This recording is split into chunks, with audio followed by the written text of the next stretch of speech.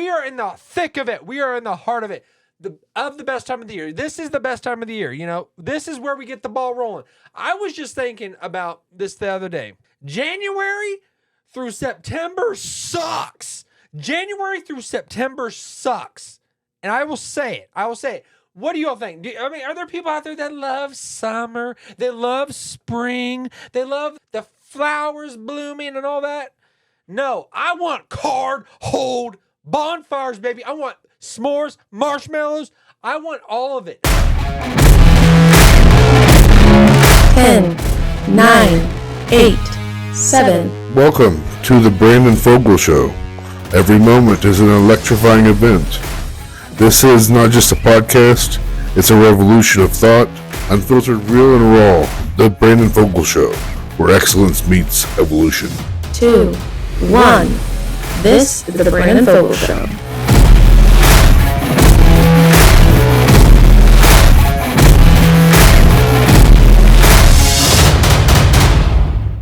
All right, we got some serious topics to talk about today. As we are nearing the election is upon us. Whether we want to believe it or not, whether we want to bury our heads in the sand, it doesn't matter.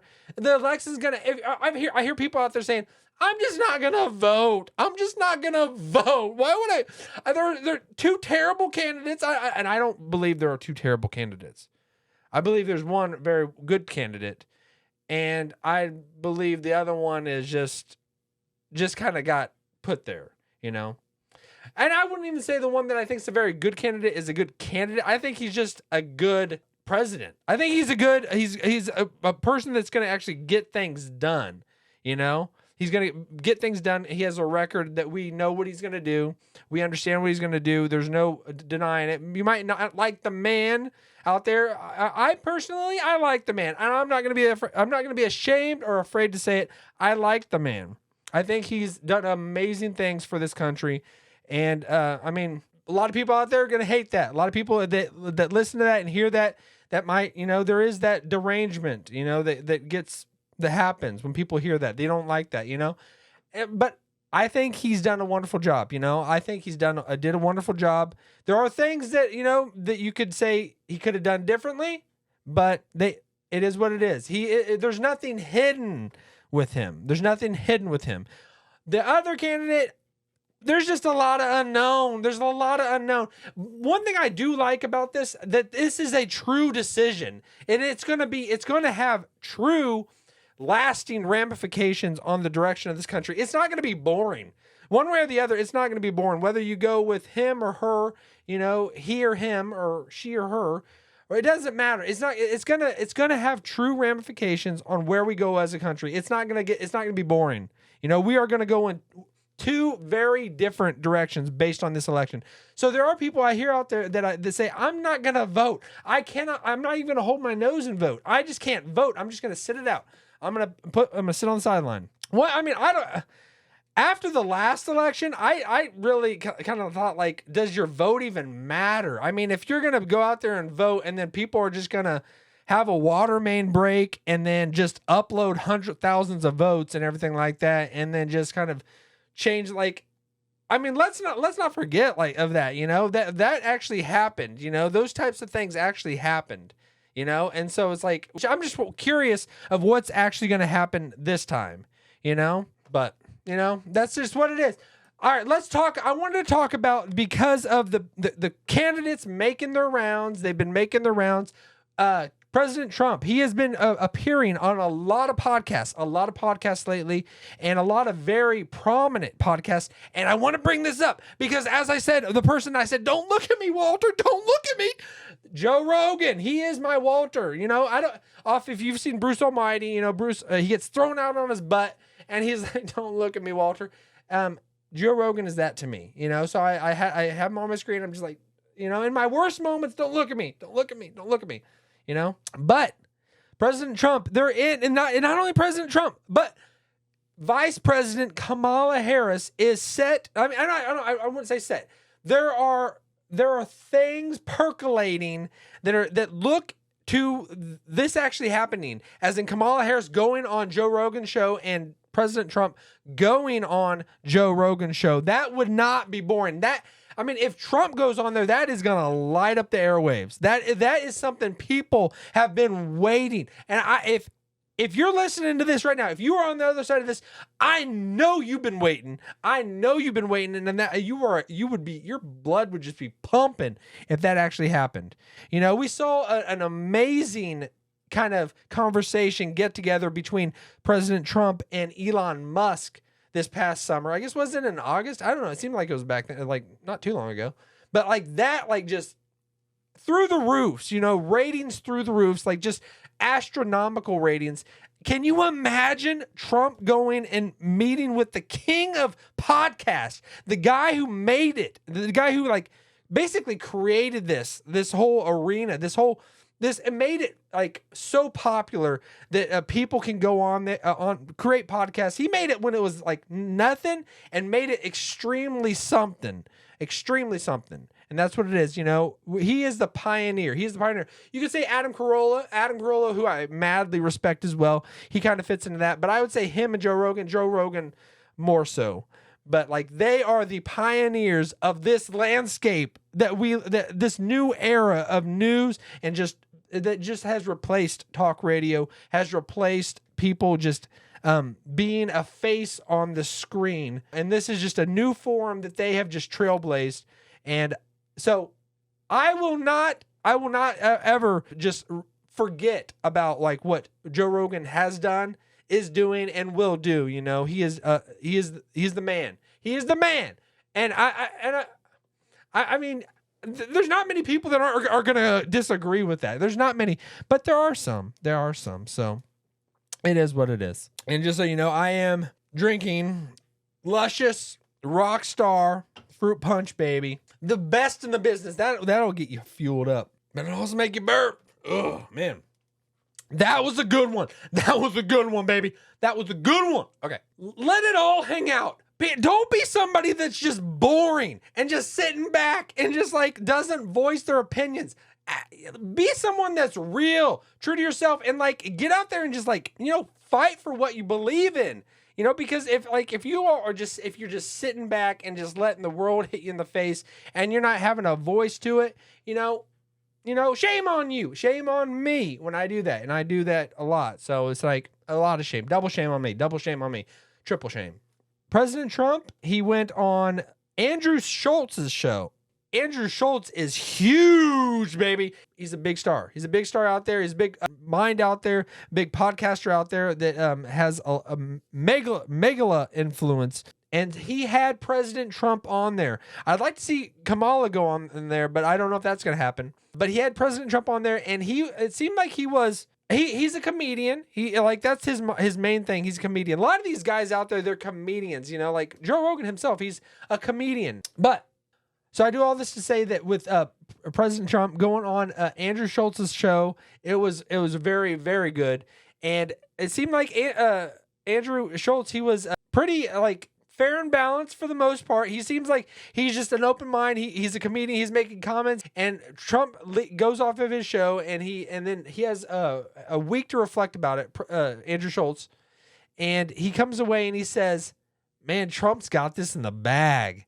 And the way he came to that conclusion was based on his just regular life and the people he encountered after he had Trump on his show, because he had so many people that just looking at him and just like not even saying a word, but just like, yeah, we understand, we get it. And it's like he had that connection, just that wavelength, mind reading with people that he encountered, and he came away thinking the regular people out there, his friends or entourage or whatever, you know, they might not speak up and say anything for Trump. Most people, you got to be insane to speak up for Trump, you know, unless you're on Fox News or something like that. You got to be insane to speak up for Trump and say any support for him whatsoever. You know, I support him. I support Trump. You know, I think he's done amazing things for this country. You know, you could disagree with some of the things he's done, but at least we know who he is. We know where he stands. We know what we're going to get. But like meeting regular people out there and the regular people that Andrew Schultz encountered, it's just like he came away thinking just that nod, you know, yeah, You get it. You get it, And I think there's just that insider knowledge, There's that quiet voter out there, that quiet voter. But like I said, it doesn't matter how many quiet voters out there, if things get out of hand, get kind of crazy, and things happen like they have before, who knows what could happen? Who knows what if things aren't fair and run correctly, things could get kind of weird and icky, and I don't want the icky. Let's stay away from the icky. Let's have just pure elections, pure, deciding of the votes, deciding of the will of the people, but I mean, I don't think the Democrats are going to go down without swinging. I think I don't know. I don't even want to go there. But I mean, I think we would have to be stupid if we weren't in tune with what could happen and what has happened, I'm not going to deny the election of the 2020, is what it is. It doesn't even matter at this point, but I'd say just have free, fair elections and let the people decide. Whatever it happens, wherever we go as a nation, let it all come out, Let's not let people like rig or cheat or do something like that, And I think we just need to be vigilant, But I mean, honestly, if it goes one way or the other, like, c'est la vie, c'est la vie. Like, let's just I'm just like, let it all burn down, Like if you want to go one way or the other, let it all burn down. If you want to take the direction and take us off a cliff, do it. Whatever. At least it ain't gonna be boring. It ain't gonna be boring one way or the other. And I that's something in my life. I'm freaking tired of boring. And I think that's why in the society that we live in, it has become so mundane. And I think we just we've just been, our senses have been dulled, I think the wave of the land is a land you can find. A land you can. And so as you can see, there are a lot of moving parts, a lot of things happening. I don't know if you all been watching, but this week, Kamala went on Fox News and had an interview with Brett Baer. It wasn't terrible. It wasn't terrible. But I mean, I don't know if I don't know if I could really take her being our president, And it's like she might just be put there, She might be put there, and it might happen, People out there might be voting for her. I don't know. To me, it would be a tough thing, And if she ends up being our president, whoever occupies the seat, Biden, he occupies the seat. He is the one in charge. He is an authority. He is there, put there. But it's like, no matter whoever is there, we will get by. We will get along. We will get on. The American dream will continue on. But yeah, Kamala going on Fox News and with Brett Baer, she just didn't really answer questions. As we all know, there's just that funny meme that every time you used to ask her something, she just says, I grew up in a middle-class family. She starts giving her history of where she come from, where her family's come from and everything. Kamala Harris is a walking talking point to me. To me, she's a walking talking point. And that's why I think it would be so incredible if she goes on Joe Rogan's show. She ain't going to be able to be a talking point for 3 hours. We're going to actually see who she is. There is something I can't get on board with. Who she is. That's not going to change as a part of the Democrat Party. There's things about the Democrat Party that there ain't no way I could ever get on board with, until they would change some things. If the Democrats changed about abortion, flip that as a thing, that would. I could be a Democrat. I could be a Democrat. It's just but it's their stance on abortion is just so crazy and barbaric. It's insane. It is. It's insane. When that's the thing that they stand on, it's no way whatsoever, But I still would say I would definitely go more Trump than Kamala Harris by far, I'm a quiet Trump voter, and I'm sure there are a lot of Trump voters that are out there, that are quiet, they're just going to hold their nose and they're going to vote for him.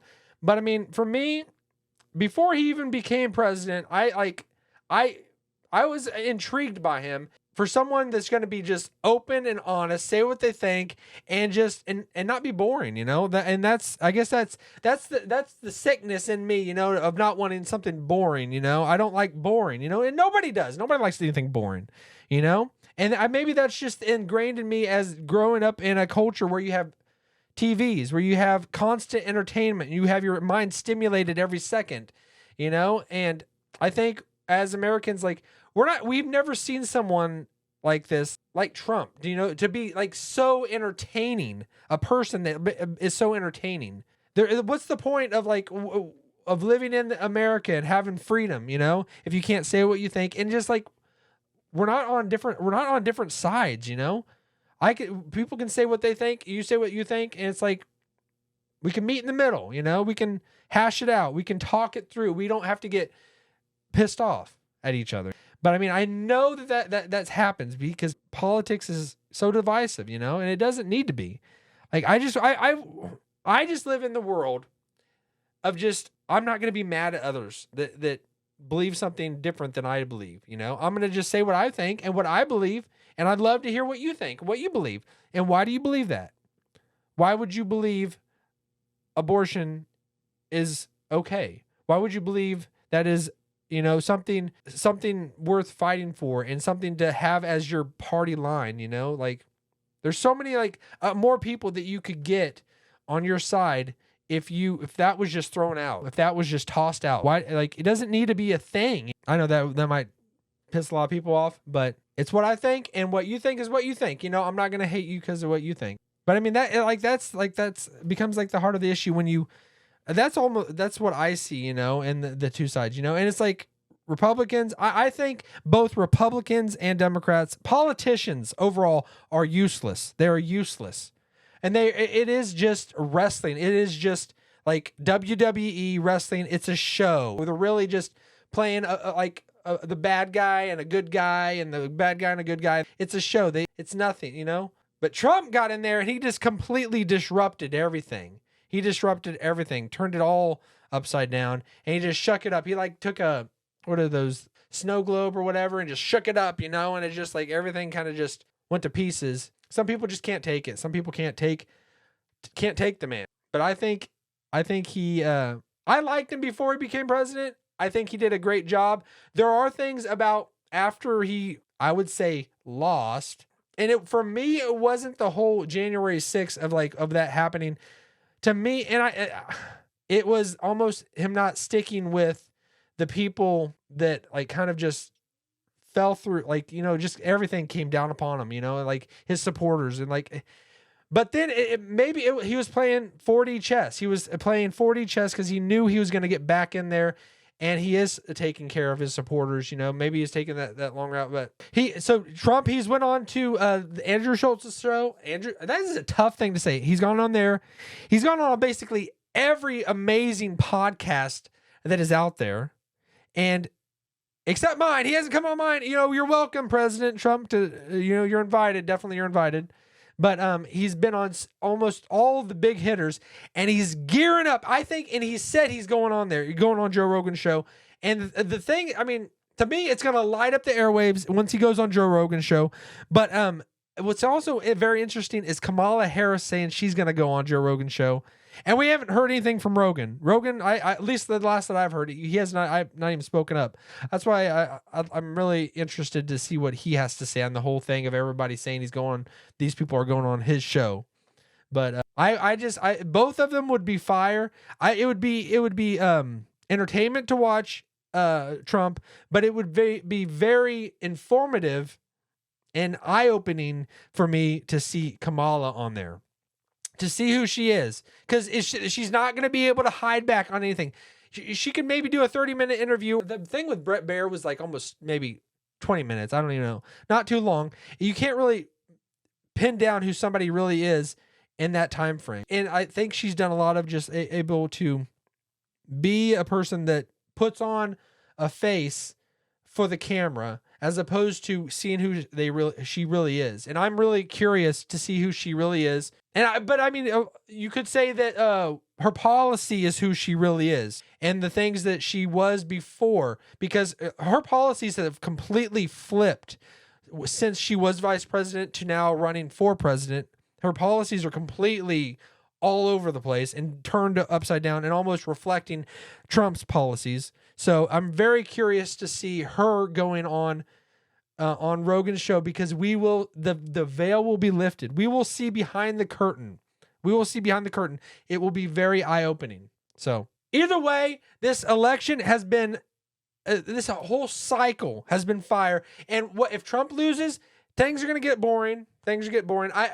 In the political arena, because he will, I think, ride off into the sunset if he loses. But I don't think he's going to lose. I don't think Trump is going to lose, honestly. I think he's going to win. It just doesn't feel like he's going to lose. It feels like he's going to win unless things get dicey. And the Democrats pull something out their sleeve. To me, I just don't see truly a lot of Harris voters coming out to vote for her.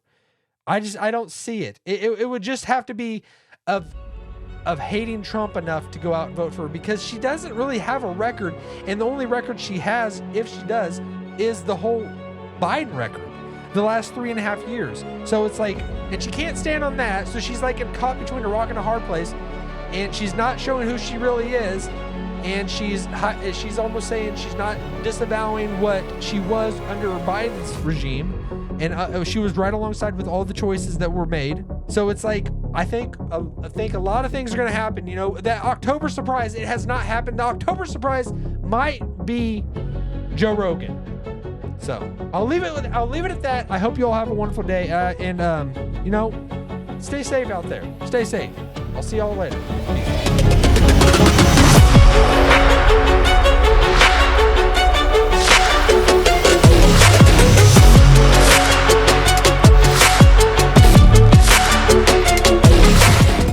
Hey, thanks for watching. If you enjoyed this video, don't forget to give it a thumbs up and share it with your friends. And if you're new here, hit that subscribe button and click the bell icon so you never miss an episode. Your support means the world to me, and it helps keep the content coming.